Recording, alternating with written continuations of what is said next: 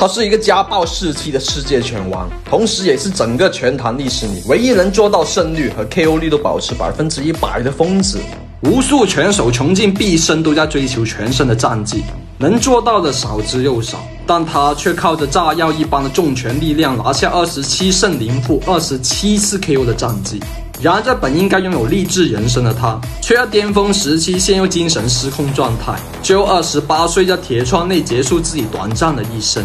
这是巨鹿格斗，今天要讲的就是拳坛史上真正的疯子拳王艾温·瓦雷罗。时间回到2002年7月9日，这是21岁瓦雷罗的职业生涯首秀。在这场比赛中，他靠着侵略性极强的气势以及疯狂前冲的重拳，在2分钟时间2次击倒对手，拿下生涯首胜。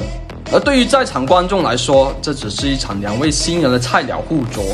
但没人知道瓦雷罗在登上这个擂台前，曾在鬼门关走了一遍。5个月前，他在驾驶摩托车路上遭遇了严重车祸，并且因为没有佩戴头盔导致头骨骨折，被取出大量血块才捡回一条命。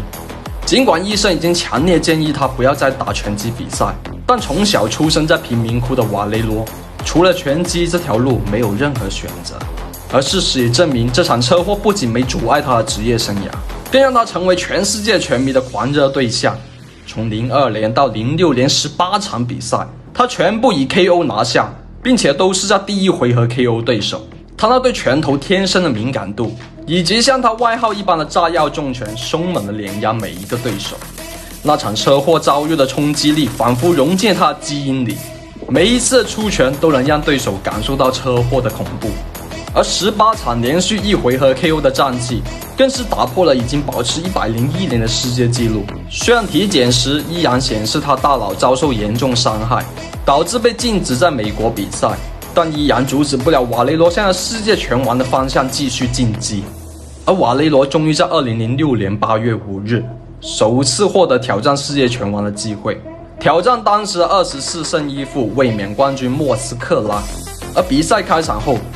瓦雷罗就感觉到面前的拳王实力完全超过之前所有对手，两人一开打就发挥出全部实力，向对方狂轰乱炸。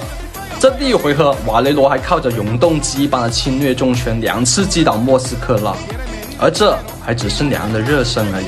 进入第二回合，瓦雷罗把永动机重拳进行到底，整整3分钟没有停歇，似乎要把面前的世界拳王直接打包回家。但瓦雷罗还是太高估自己实力，完全牺牲防守的进攻，让莫斯科拉慢慢找到节奏。在第3回合，竟然一套组合重拳把瓦雷罗击倒到4脚朝天。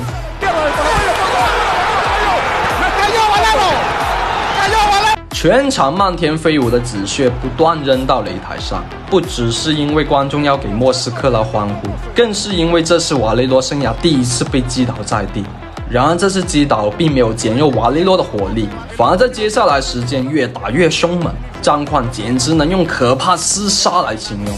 两个都受过严重脑部创伤的人，居然能在每个回合都把所有拳头轰炸在对方头部。而从来没打过2回合以上比赛的瓦雷罗，竟然在第10回合还能像永动机一般，